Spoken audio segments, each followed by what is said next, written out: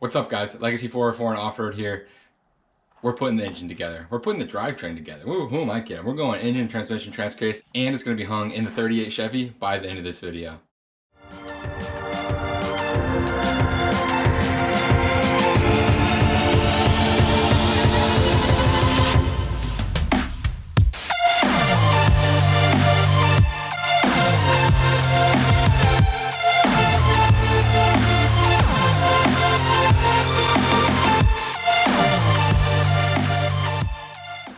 Alright, y'all, so it's been a while. I know it's been 2 weeks, which is a while because I told you I'd do every week on this project, but I had to wait on parts. I got all of my adapters, I picked up the engine, transmission, everything else, and it's ready to get installed in the 5.3. I got the 5.3, you saw a sneak peek. I did end up tearing the wiring harness off already, and the front pulley belt, or the front fan with the clutch. Oh my God, is that a fun project? It was just kind of boring, didn't feel like including it. I also already have the bell housing and the flywheel and the pilot bushing installed. So with that being said, we're gonna pick up right here. I am going to dial indicate the flywheel to the bell housing to make sure it's perfectly aligned, perfectly concentric with the input shaft of the transmission. Then we're gonna make some motor mounts, then we're gonna make some transmission mounts, and then we're gonna throw it in the 38 Chevy. So I will be back when this is dial indicated and we are ready to go.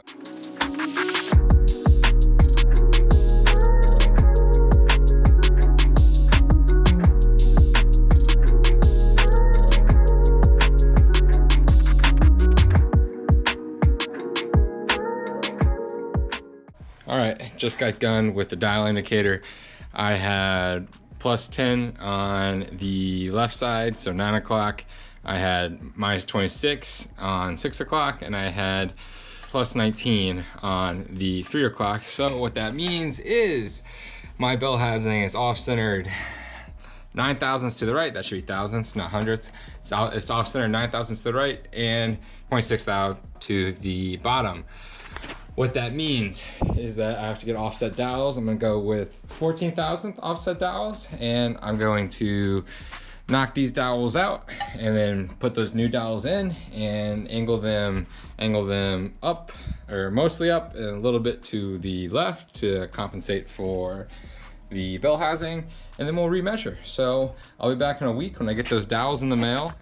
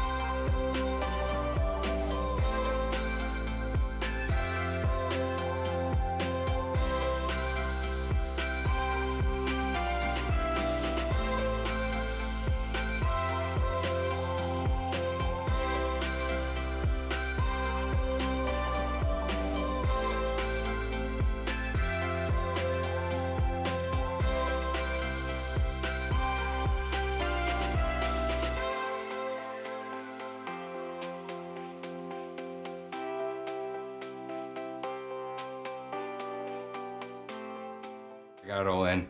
I'm just now about to plug up the exhaust and all the covers on the transmission and everything else, all the seals, cover them up, and get to cleaning and painting it. I'm just gonna go flat black for all of it. Nothing special, nothing pretty, just, you know, Fonzie.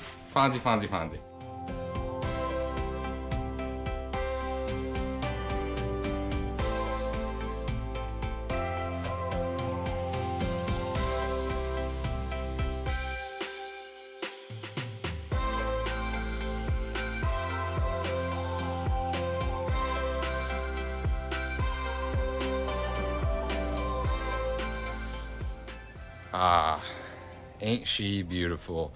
Brand new, professionally rebuilt. No, I hope this works. I didn't test, I tested by turning the input shaft, obviously. So I know the transfer case can go into neutral and 4 and 2. I know that, so I know that spins, so hopefully it all works. Not really sure if it does or not. So that's what it is. Anyways, time to jump back in and catch you guys up on what I've done. So I don't really remember all the video I took. I just remember that I put the flywheel on, then the clutch, then the pressure plate, then the bell housing on the transmission. Then I put the transmission, or put the bell housing and the transmission onto the engine. That was fun. That was always fun. It's always a massive struggle, especially when you're dealing with an SM465. I mean, there's just the main shaft is like 100 pounds. You know, it's just a heavy hump that you have to slide in. Luckily, I did the wrong thing the right way, and I threaded in some longer bolts that were same pitch, and I was able to shimmy it in until the dowel was lined up. Then I used the ARP bolt to put some Loctite on them, called it good. So that all got connected. I took it out, put it on the cherry picker. You know, the also air ram on the cherry picker. Amazing, gotta have it. Never gonna live without it. But took it out, put it on the cherry picker, lifted it up, cleaned it off as best as I could with a screwdriver and a water. Don't have a pressure washer, so yep, best as I could. Spray painted it. And yeah, I'm gonna let that dry overnight because I did about 4 coats with 15 minutes in between.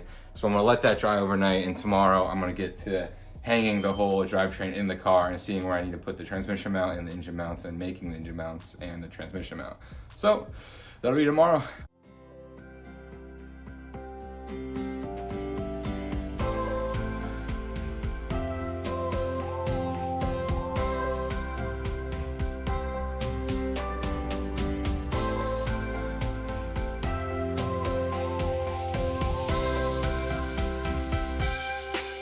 Yeah, maximum sketch engaged. I Sherry Jim the Jim Jab flip flop, and I don't know what I did to get in. I had a lot of ratchet straps, a lot of tie downs, a lot of jacks, a lot of physics, a lot of counterweights, a lot of chalk blocks to put the axles on. I had to take the tires off in the front because I couldn't get the frame low enough to fit the engine hoist with the leveling arm with the roof of my little garage. So wheels are off, it's low. Sitting on a jack stand on the front axle up front. There is just so much sketchiness going on with this setup, but you know what? It's in, it's even. I think the next thing I want to do is get the transmission crossmember bolted in.